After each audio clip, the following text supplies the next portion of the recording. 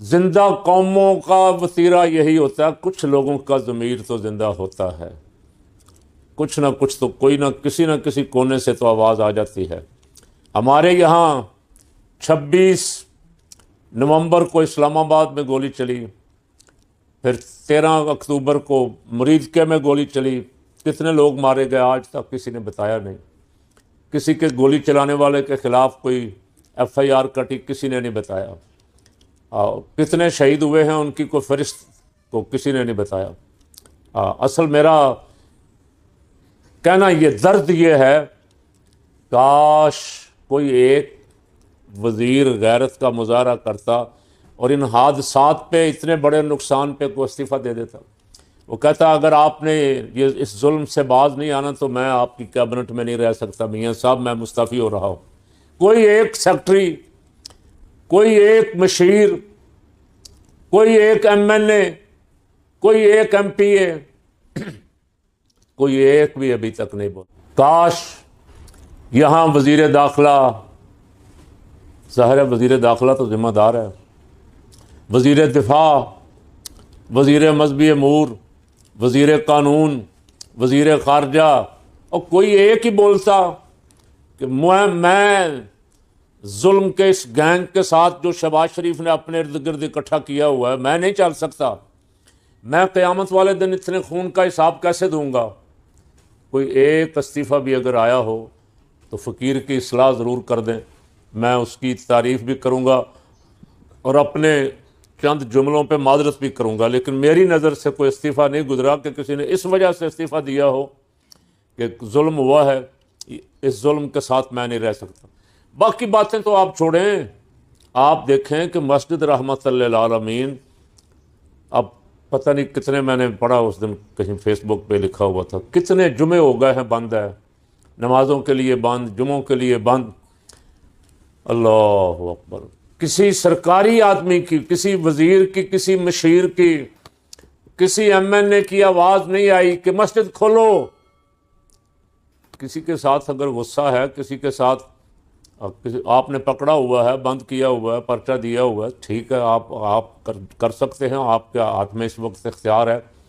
लेकिन मुसलमान ममलकत में, इस्लामी जमहूरिया पाकिस्तान में, जहाँ का वज़ीर आज़म और जहाँ जिस सूबे की वज़ीर आला कहती है कि हम दीनी घराने से ताल्लुक़ रखते, हम मजहबी लोग हैं, उस सूबे के दारुल हुकूमत में मस्जिद रहमतुल्लिल आलमीन कई महीनों से बंद है।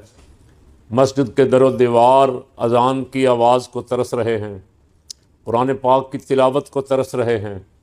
लेकिन हुक्मरानों में से कोई ख्याल ही कर लेता है ना, कि किसी को ख्याल आ जाए यार हम अपना इंतज़ाम करके को औकाफ का खतीब खड़ा कर देते हैं, लेकिन मस्जिद तो खोल देना, पुलिस खड़ी कर लें वहाँ, फ़लाँ को नहीं आने देना भाई, लेकिन मस्जिद खोल दें, ये भी ख्याल यहाँ नहीं आया।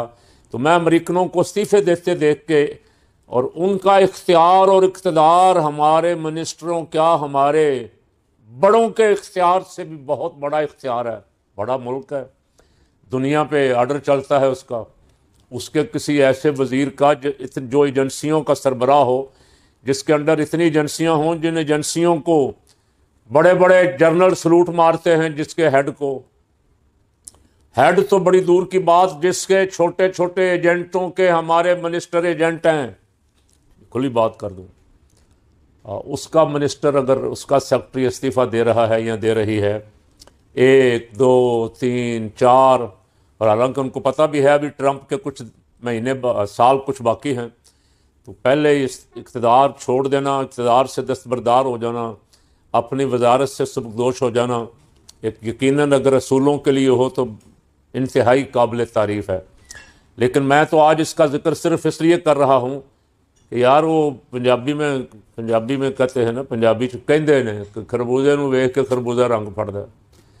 अमरीकी कैबिनेट के वज़ीरों को, सेक्रेटरियों को इस्तीफ़ा देते हुए देख के यहाँ किसी को ख्याल आ जाए, यहाँ गरीब की बुरी हालत हो गई, मईशत बर्बाद हो गई, मुल्क नुकसान की तरफ जा रहा है, मिलें बंद हैं, और IPPs के साथ जो मुआहदे हुए हैं उनको बिजली ना बनाने के बावजूद खरबों रुपए अदा कर दिए गए। खबरों में रोज़ाना मैं और आप पढ़ते हैं।